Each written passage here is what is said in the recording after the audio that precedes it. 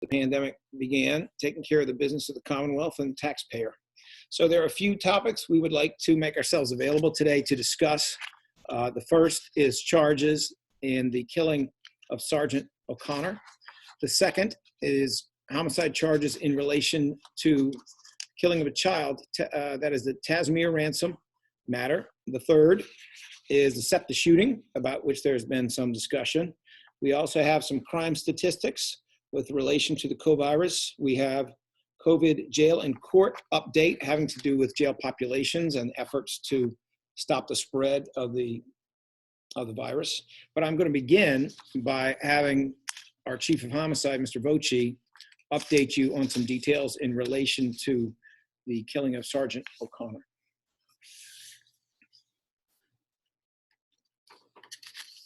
Good afternoon, everybody.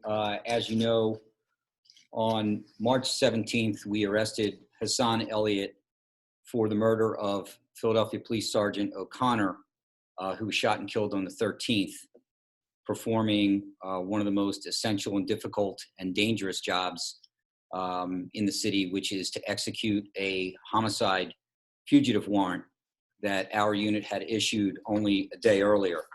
He was charged with 2 separate counts of murder, as it is written under Pennsylvania law, one specifically tailored for the murder of a law enforcement officer and then a murder generally charge, and 7 counts of attempted criminal homicide of a law enforcement officer and related offenses. He was arrested at that time based on the information that we had. And as we told you on that date, the investigation would continue, and it did continue. And it has continued every single day since March 13th without cessation. Myself and my assistant chief, Joanne Pescator, have literally worked every single day since March 13th, combing through a variety of evidence, not the least of which includes correspondence, phone calls, emails, and importantly, forensic evidence. So there's been not only a lot of time, but a lot of effort that yielded additional evidence. We've also talked to a number of witnesses, both witnesses that wanted to speak formally and informally on the record and off the record.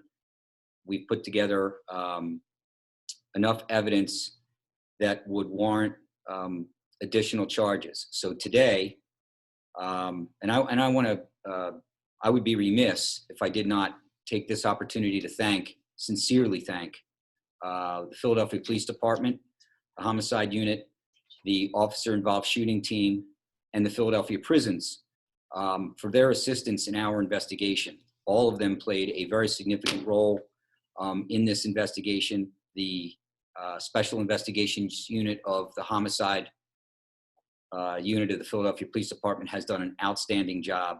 There was a task force that was assigned specifically to this investigation, and they have worked tirelessly around the clock.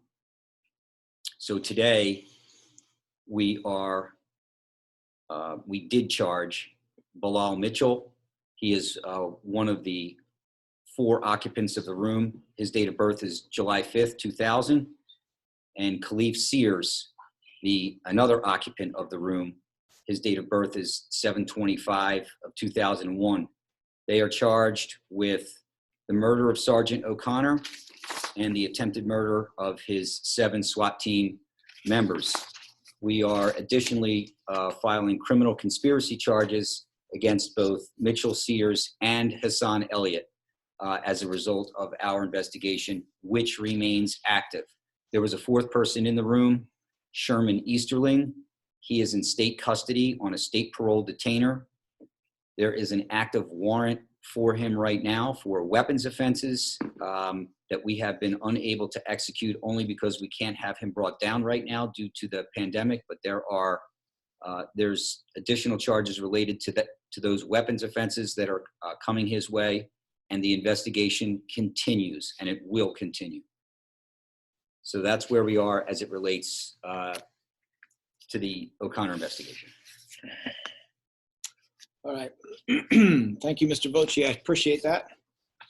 And we will be taking questions on that in a moment. Tazmir Ransom. This is the tragic killing of a 7-year-old child. Tazmir was transported to St. Christopher's Hospital on Sunday. He was pronounced on Wednesday. He had just turned 7. My office has upgraded charges against his biological mother, Natasha Franks, date of birth 10/23/93, to murder generally for beating this child to death. This remains an active investigation. These are times when we have real concerns about domestic violence and about what happens when people are sequestered in the home and under all kinds of stress. And therefore, we want everyone to understand that in order to report and prevent child abuse, that means we need neighbors, we need family members, we need loved ones to report it. We have a way to do that, and that is the Child Line hotline, which is 1-800-932-0313. 1-800-932-0313. This is something all of us need to do in order to try to protect our children from what may be happening even at the hands of their own family. Next topic, the SEPTA shooting, about which there has been some journalism. This is a shooting by one man of 3 juveniles, which occurred around 1 a.m. on Thursday morning. The man who fired the shots was a professional security guard at the University of Pennsylvania. There is video in this incident. There is video of the incident itself, and there is video of statement provided by the man who fired the shots. I would caution anyone in the media from reckless reporting, from making wild assumptions, from accepting third-hand words of people. It's a little beyond me how it is there was press reporting on this before my office was informed of these charges, but unfortunately that is what happened. And it is not consistent with the details of the evidence in this case. This is an active investigation. We are continuing to work with the police on this investigation. And once we have come to specific conclusions about what to do in light of the complications here, in light of the fact that we have 3 young people who were shot, and we have to make sure that we are fair to everyone and that we look at all the evidence before we make conclusions about facts and apply the law to them, this will take a little bit of time. But I can tell you that we are looking very closely at everything. It's an ongoing investigation, and I would encourage you not to rush to judgment and not to engage in assumptions about the details of this particular case. The next topic is crime statistics around the period of the pandemic, and also jail and courts update around the period of the pandemic. And I would say in terms of crime statistics, we have a very complicated, somewhat mixed report. In general, overall, even simply by looking at the police department's own statistics, which are posted daily and which have weekly reports, I'm sure you are aware that crime overall is down. And I'm sure you're also aware that violent crime overall, which means all the different categories of violent crime, that is also down. We are nonetheless having a pretty terrible experience with shootings, with homicides, and a very significant spike in commercial burglaries, not residential, but commercial burglaries. As I think, the third one at least is not too much of a surprise.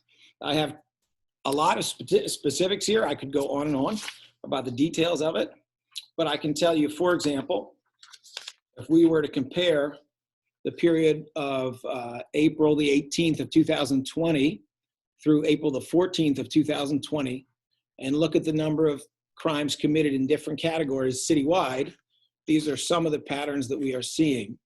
And I'm going to, on the one hand, talk about how many of this type of crime were reported. I did not say arrested, I said reported during that week, and then compare it to what would have been an average weekly range from January of 2017 up until March the 14th of 2020. So a pretty good average over a period of a couple years prior to the pandemic.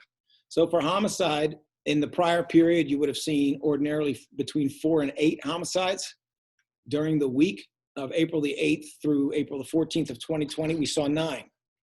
In the category of rape, you would have ordinarily seen 16 to 22 incidents in the past. We are seeing less than half the bottom of that, which is 7. And by the way, that is consistent with a couple year-long, very seriously downward trend in rape incidents. Robbery with a gun. Ordinarily, you would see something in the range of 35.5 to 50. We saw 36. So in the range, at the bottom end of the range that week. Robbery of other forms, meaning not with a gun, you would have seen ordinarily 56 to 70. We're below that. We're at 51. Aggravated assault with a gun. Ordinarily, the rate would have been between 38 and 51.5. We are showing 42. So within the range, toward the lower end of that range at the moment. Ag assault in general, as you might expect, significantly lower than in the past. The range has been 92 to 114. We are showing 55.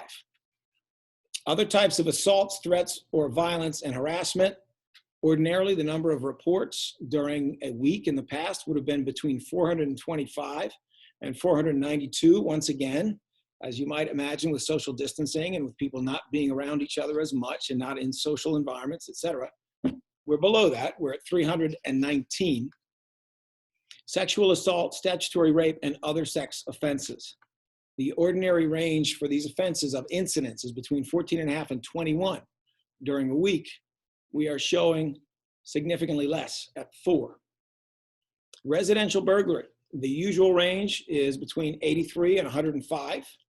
We are showing 57, which I suppose is logical given that most people don't want to burglarize a place where people are home. As for commercial burglaries, it is the opposite. We are seeing a range ordinarily between 21 and 30, and the number reported more recently was 32. That actually may be down slightly. We were seeing an even higher spike than that previously. So that is a very brief summary of some of the crime statistics. Now I'd like to talk to you about the ongoing issues with efforts to reduce the population in county jail and also in state prison in order to reduce the spread of the covirus. I think the very short version of that is that since March the 12th, we have seen a reduction in the county jail population that is approaching 16%. It has come about perhaps later than some of us would have liked to see, and it is a smaller reduction than in many other jurisdictions, but it is definitely a positive step nonetheless. The jail population as of April the 16th was 3,965. There were 230 fewer people held on bail pretrial, 245 fewer people serving sentences, and there were actually 34 more people held on detainers since March the 12th. I would note that of the remaining population, over 500 are being held on $20,000 bail or less, which of course requires a payment of $2,000 or less with a 10% bail system, and 74 of them are 60 or older. We continue, and by we, I mean the district attorney's office and the public defender's office and the courts continue to find ways to designate people who are appropriate for release from the county system without endangering public safety, and who will make us all safer by not spreading the virus by being where they do not need to be. Those efforts have continued all of this week, during 3 days last week, and there will be more going on next week. I can tell you that in our view, the next frontier for how we try to deal with the issue of the jail population, because of course the jail population has people coming in at the same time as people are coming out. Even with the police department's policy of not pursuing many different types of less serious cases immediately with an arrest and with a bail hearing and with incarceration, even with that, we are doing bail hearings 24 hours a day, 7 days a week. We are processing cases that fall into the more serious category or where the police believe it is essential to pursue even a lesser charge. And so every day there's some number of people who are going up to the jails facing new charges. That may be for homicide, maybe for a shooting, maybe for a rape, it may be for any of a number of other very serious offenses. It may be for being a felon in possession of a firearm or simply possessing a firearm. So there is a flow of people going into the jail who are not able to pay the bail that is imposed by the bail commissioner. And if we do not have a way for these cases to resolve, which we do not at this time, and we would under normal circumstances with the courts open, then the jail population will not come down further. It will actually go up. It will go up day after day if we are not able to find some way to move some of these cases along. And therefore, a lot of our efforts moving forward over the next few days and over into the next couple of weeks, not only are important in terms of trying to keep that jail population under control, but they're important in terms of thinking about how we reopen the courts. And I can tell you right now, there are 3 priorities that are being discussed within this office and also with other elected officials, including some people in city council who have been very, very interested and are trying as best they can to help keep Philadelphians safe. Issue 1 is that the public defender's office, which in many ways is standing in for defense attorneys all over the city in this emergent circumstance, they need to be able to see their clients by video, and they need to be able to do it not just when other people give them the chance, but they need to be able to do it all day, every day, because there is no other way to figure out guilty pleas, to figure out other circumstances of cases that would allow us to resolve them if they cannot consult with their clients. They have tried, and we are calling on the city to find a way so that there is an additional portal that will allow them to communicate by video conference with their clients in jail, not every now and then, but full time, so that they can try to move things along. The second issue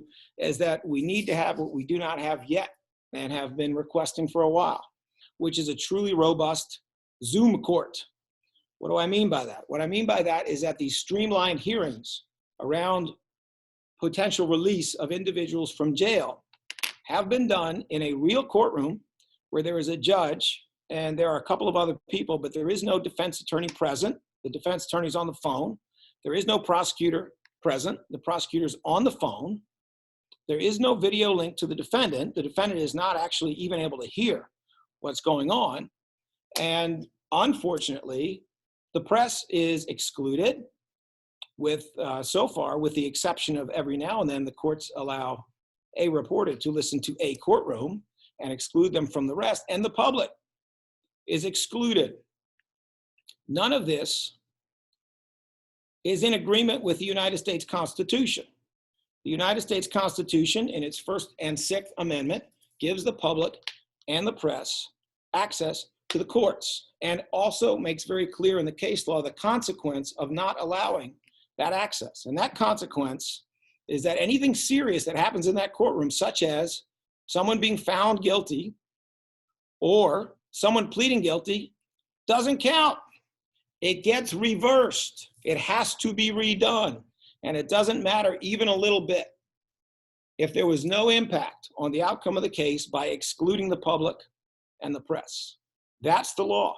So we do not just need to have a robust Zoom court because it's a good idea in order to be able to move cases along, vindicate the situation of victims, protect witnesses, modulate the population in jail. We don't just need it for that. We need to have it so that members of the public and the press can watch. That does not mean participate. As a lot of you know, you're being muted right now. So there's control over who can participate. But it has to be an electronic courtroom like the ones you are accustomed to attending, where you can walk in the door and sit down, and you don't need anybody's permission to be there. That is not to say there's a million seats, but there's enough seats so that it's a real courtroom, and so that the media can be there, and so that members of the public can be there. If we can get to that point, then we will have caught up to Stroudsburg, Pennsylvania. Yes, I said Stroudsburg. And we will have caught up to Washington State, and we will have caught up to so many other jurisdictions where they have been using modern technology to proceed with their court system. Why am I stressing this point? I'm stressing this point because the federal government made it very clear yesterday that there will be a reopening of society in phases. And that means there has to be a reopening of the courts in phases. The average experience of someone who's in the courthouse and in courtrooms where I have been for almost 33 years, often 4 to 5 days a week, is that literally a few thousand people pour into a single building and sit right next to each other in long rows in courtrooms, and they do that for hours at a time. That is not going to be immediately something we can do. We are going to have the capacity for some types of court proceedings to be done in ways that involve the use of technology, at least until we are well past this pandemic and at the point of vaccinations that will prevent it. So to us, these are the three frontiers right now that are most crucial, not only to keeping the spread of the virus reduced by controlling the jail population, but also to being able to reopen the courts, prosecute serious crime as it should be prosecuted.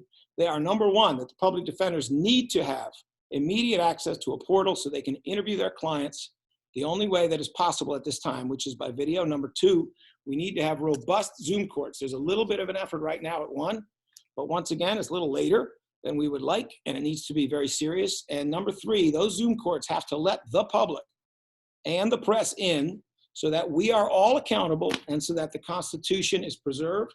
And also, frankly, from my perspective, so we're not doing things now that will be undone later because of violations of the Constitution. That is what I have, I think, on the agenda, and we will now go to questions. Questions are to be emailed to Jane Rowe, our Director of Communications, and I think she will be reading them to us. Is that right, Jane? Yeah. First three questions are from Jenny DeHuff, it's a freelancer. When the courts open, how will you handle the backlog of cases, or will you drop many of the charges against the defendants? That's a great question. Our intention is to go full speed ahead as we have always done, and to try to make sure that what we are doing is in the interest of justice.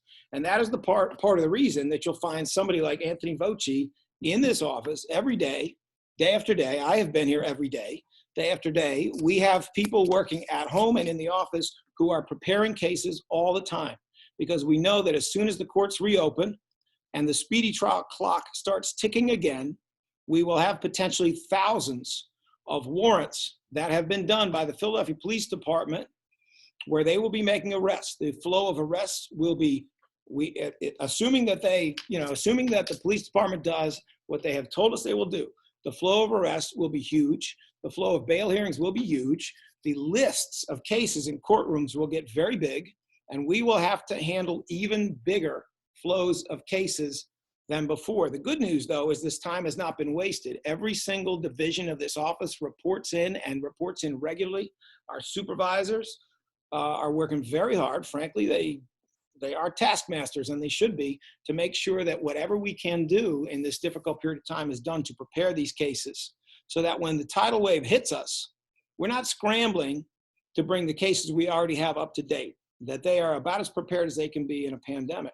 And with the new flow, we can turn our attention fully to those cases. No, we do not intend to drop cases just because there's a big caseload. We intend to vigorously pursue and focus upon truly serious crime, and we also intend to engage in the type of progressive prosecution that has been the hallmark of this administration.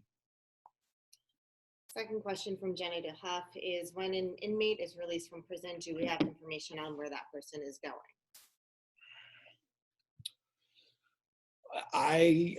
To the best of my knowledge, no, it is not. To the best of my knowledge, it has not been the ordinary practice of the Philadelphia jail to ask people where they are going. Now, there are some exceptions to this, in that some of these releases decided by the court are contingent upon being able to go into a certain type of a treatment program. So in those instances, the court's order may even specify that you are to be paroled from your sentence, but only to a particular facility in a particular location. With the exception of that being a condition of release, my office does not, the prisons do not. It is very, very likely, though, that the public defender's office or their private attorneys do have that information. And the third question from Jenny DeHuff is, are we aware of issues with break-ins and lootings of businesses that are shuttered? My best answer on that is, there was some phony social media activity, which I believe the police commissioner talked about a few weeks ago, where people were rather cynically posting videos from other cities and other years to suggest it was happening here. I have no reports coming from the police about anything that would simulate a pattern of lootings. On the other hand, I think it's pretty obvious from the statistics around commercial burglaries that those commercial burglaries are up. If I were to guess, and guessing in criminal justice is never a good idea, but if I were to guess, I would guess that the reality is you have far fewer eyes on the street, far fewer potential witnesses. You have businesses where no one is on site as required by the law, and plywood across the front or not, the opportunity exists for people who are criminal in nature, driven by addiction, whatever it may be, to go into those locations and try to get what they can get, especially in times when, frankly, there's a lot of desperation economically. So there's little question in my mind that commercial burglaries are higher, that they will probably continue to be higher, and obviously anything that can be done by law enforcement to make that a priority would be welcomed by those business owners. The next round of questions is from Julie Shaw at the Philadelphia Inquirer. She wants to know if we can talk about in more detail Khalif Sears and Bilal Mitchell's roles in the murder. Did they fire a weapon? I'm going to turn that question over to Mr. Voci. I have my answers, but his answers are even better than mine because of his extreme familiarity with the case. The specific answer to your question is no. That part of the evidence has not changed. There was one weapon that was fired. It was a .22 caliber Mossberg assault rifle. Only one weapon was fired from one person. We still believe that person to be Hassan Elliott. However, as the law in the Commonwealth of Pennsylvania stands now and has stood for more than a century, other individuals can and should be held responsible for the criminal conduct of another person if they contributed to that crime in some meaningful way, if they took a substantial step or if they performed some overt act. And the evidence that we developed in this case is that Mr. Sears, Mr. Mitchell, and Mr. Elliott were part of a street gang, and they conducted a lot of illegal activity that supported each other, including the hindrance of apprehension of Sears and Elliott while they were on the run for more than a year for the murder of Tyrone Tyree on March 1st of 2019, and that the killing of Sergeant O'Connor was an act in furtherance of that conspiracy. It was something that had been discussed and something that could be foreseen from their perspective. Second question from Julie Shaw at the Philadelphia Inquirer. Can we give more details about the incident that transpired that happened on the bus, the SEPTA shooting, the nature of the argument, whether there was an argument? Right. So the answer to that question at this time is no. There will be more information forthcoming, but we're going to make a real effort to get it right and to have the facts. Question from Claudia Vargas at NBC 10.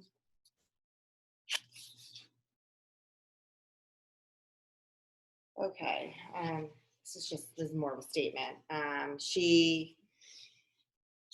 Everyone, including the DA in this call, keeps saying inmates being released will not be a danger to the public and no violent offenders are being released. So she wants to know information about who is being released, if we can provide that level of detail. All right, so maybe I can give a little historical aspect to it. And I can tell you in general what I think the patterns are. We do have some specifics, not necessarily exactly the one you're asking for.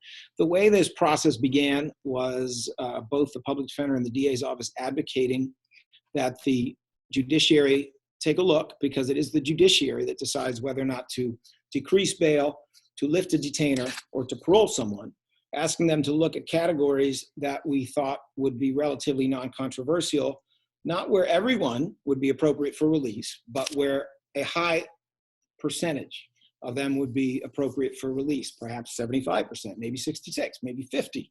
As we look at what has actually happened over the last several days, the rate of release is probably about 40 to 50%. I can get you the exact number in a moment. So different lists were generated. Some of them were lists that the courts approved initially. Some of them were lists that the courts approved later. The very first list, for example, included groups like people who have already completed the minimum of their sentence, in county, meaning in county custody, or people who have not completed the minimum of the county sentence, but they're within several months of the minimum of the county sentence. There were other categories where there were specific exclusions of violent offenders, sex offenders, drug offenders, and cases involving guns.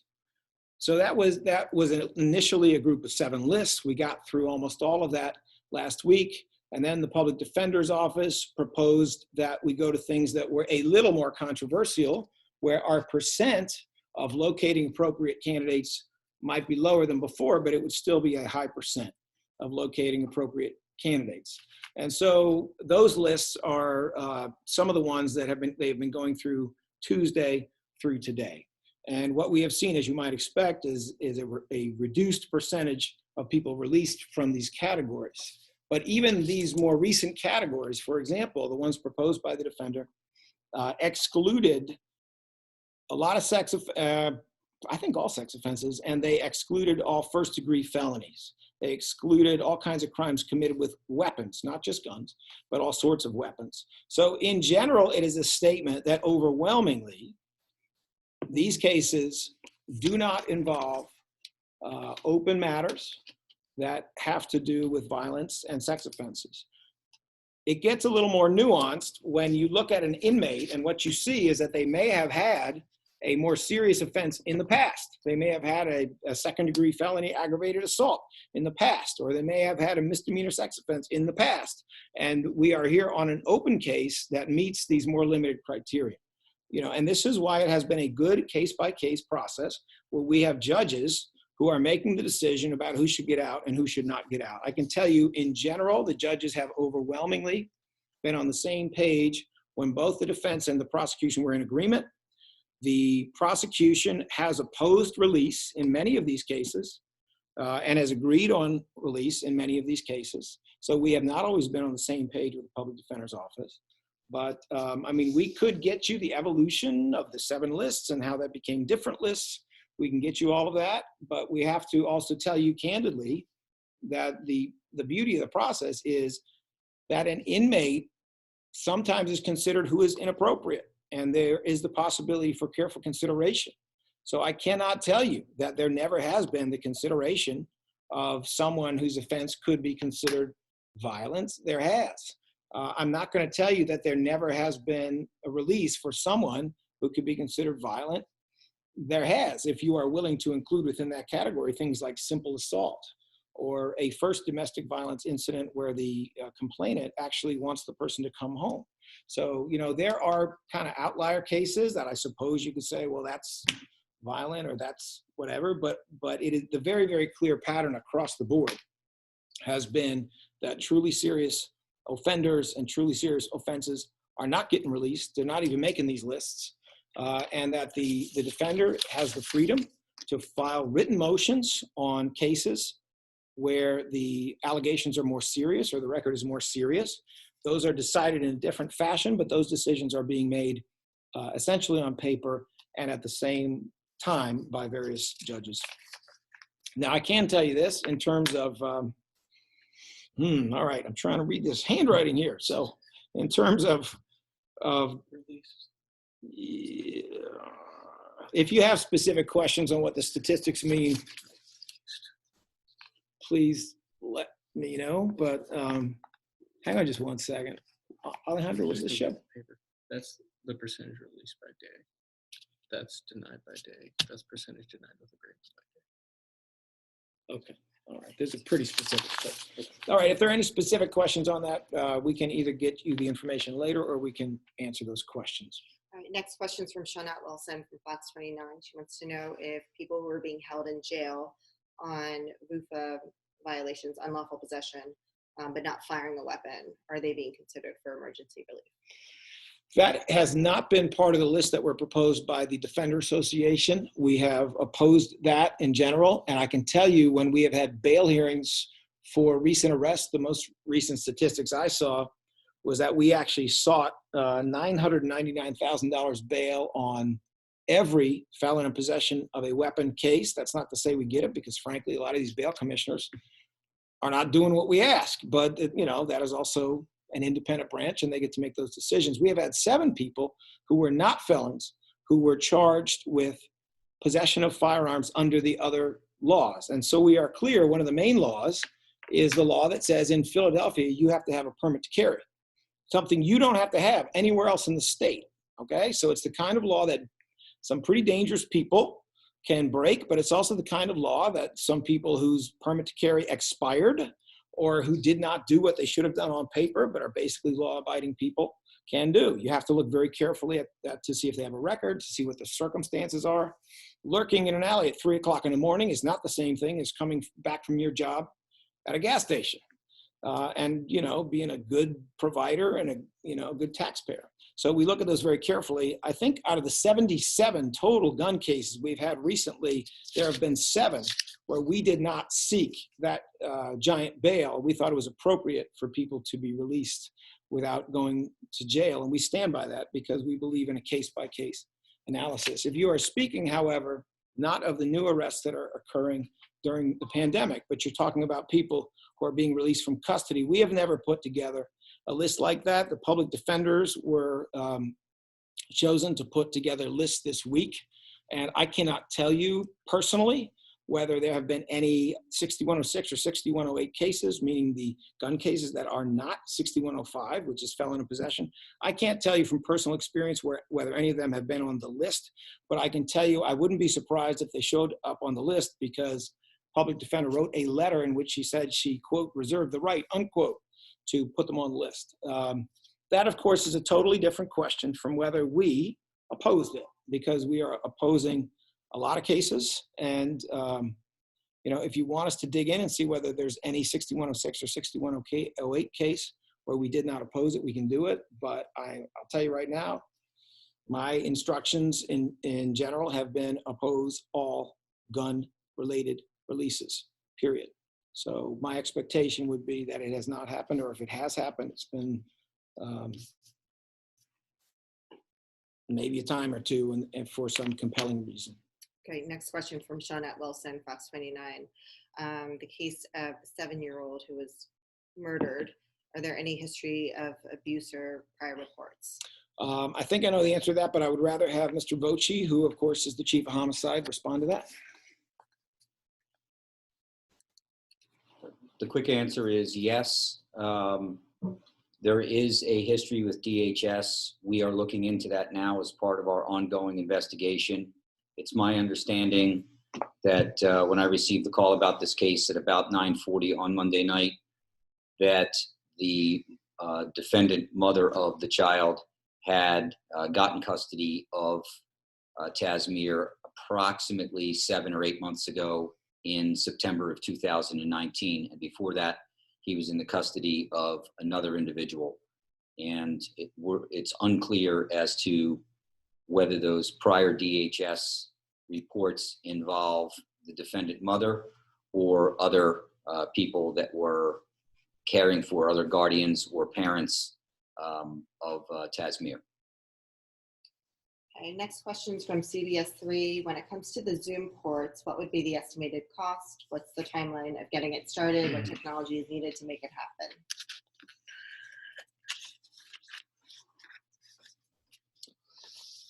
So given that it's a great question, and given that we are doing this press conference by Zoom, I will conjecture the estimated cost is $0.00, because I can do it on my laptop, and that's actually what I'm doing right now, or pretty close to $0.00. There are wrinkles, but frankly, I don't accept that they're anything but slight wrinkles. There are already cameras located in all of the different facilities up on State Road, the county correctional facilities.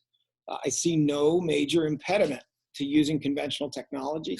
The idea, and it has been floated, but I think it's nonsense, the idea that it's some kind of big security risk to be dealing with a system where, heaven forbid, a hacker could hack in and watch what you're doing evaporates when you realize the courts are supposed to be open. They didn't have to hack. They could have just walked in the door of the courtroom on any other day. Any security issues around, you know, having some kind of a sidebar conference or having something that needs to be done in chambers are easily resolved either within Zoom or some similar program, or simply by people walking away from their Zoom conference and talking on a cell phone. I mean, all of this stuff is solvable and easily solvable in many other jurisdictions. What makes us so special? There is a judge in Stroudsburg right now who is sitting in her house. Well, maybe not right this minute, but very frequently sits in her house and presides over guilty pleas from a laptop. It ain't that hard. There's no reason why Philadelphia has to be last to the party. We should get this done, and we should get it done now, because there is no other way to safely open the courts to the public, and there is no way to have a system of criminal justice that's responsive to what the city needs right now, unless we're ready for that time. I think we should close, but I think a shout out to the charters, DA reps and chargers. Oh, Close. okay. I'm reminded that there should be a shout out to the DA reps and chargers. You should know that because we do bail hearings 24 hours a day, 7 days a week, because we continue to have a flow of cases, a much smaller case flow than before, but a much more serious flow of cases than before, meaning the shooting cases, the rape cases, all of the things that fall within the categories that the police commissioner has identified as cases she wants prosecuted right now. And we agree with prosecuting those cases right now. Because of that, we have people who have to come in every day, and they have to work some pretty rough shifts, and they have to make decisions at 3 o'clock in the morning. And they are, in fact, frequently more exposed to risk of the virus than other attorneys in this office who have the luxury of working away steadily at home, let's say on a brief for an appeal or something like that, that can be done within the safety of your own home. So I just want to thank them for everything they're doing. This level of involvement is just, it's part of my job. It's part of Ochi's job. It's part of the job of every police officer in the city and every first responder of every type. So we accept that, but I have to say I'm really grateful for others in this office who step up and are willing to do what needs to be done for the public. All right, so thank you very much from me, and now Mr. Voci will say his farewell.